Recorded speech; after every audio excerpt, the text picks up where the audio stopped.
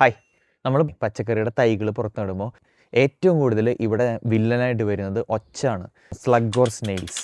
അപ്പോൾ അതിനെ തുരത്തുക എന്നൊക്കെ പറയുന്നതാണ് ഏറ്റവും വലിയ ടാസ്ക്. ഇവിടുത്തെ മണ്ണിൽ ഒരുപാട് ഒച്ചുണ്ട്. ഇവിടെ സ്ലഗിനൊക്കെ എല്ലാം വേണ്ടിയിട്ട് നമ്മൾ ട്രാപ്പ് വയ്ക്കുന്നുണ്ട്.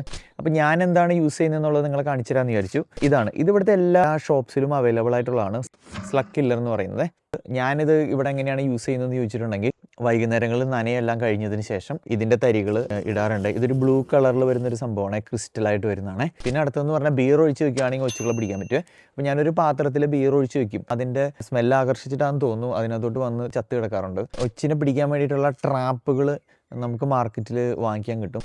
ഇത് രണ്ട് വിട്ടാലും നമ്മൾ കുറേയൊക്കെ കൈകൊണ്ട് തന്നെ പറക്കി കളയണം. ഏർലി മോർണിംഗിലും അതുപോലെ ലേറ്റ് ഈവനിങ്ങിലും ആണ് ഇത് പുറത്തോട്ട് ഇറങ്ങി ഞാൻ കാണുന്നത്. അപ്പോൾ ആ സമയത്ത് നട്ടിരിക്കുന്ന പച്ചക്കറിയുടെ സൈഡിലൊക്കെ വന്ന് നോക്കുക. അപ്പോൾ ഈ രണ്ട് ടെക്നിക്ക് യൂസ് ചെയ്തിട്ടേ കുറേ ഒച്ചിനെയൊക്കെ പിടിക്കാൻ ഞങ്ങൾക്ക് സാധിച്ചു. ഈസ്റ്റ് ജ്യൂസിൽ മിക്സ് ചെയ്ത് വെച്ചാൽ ഒച്ച് വന്ന് ചാവെന്ന് പറഞ്ഞു കേട്ടിട്ടുണ്ട്. എനിക്കറിയില്ല, ഞാൻ ട്രൈ ചെയ്ത് നോക്കിയിട്ടില്ല. നിങ്ങളുടെ ഗാർഡനിലും കാണും ഒച്ച് ശല്യം. ഇങ്ങനത്തെ കാര്യങ്ങളൊക്കെ ട്രൈ ചെയ്ത് നോക്കുക. പച്ചക്കറി നടുന്ന എല്ലാവർക്കും അറിയാവുന്ന കാര്യമാണ്. പക്ഷേ എങ്കിലും ഞാൻ എന്താ ചെയ്യുന്നതെന്നൊന്ന് കാണിച്ചതേ ഉള്ളൂ.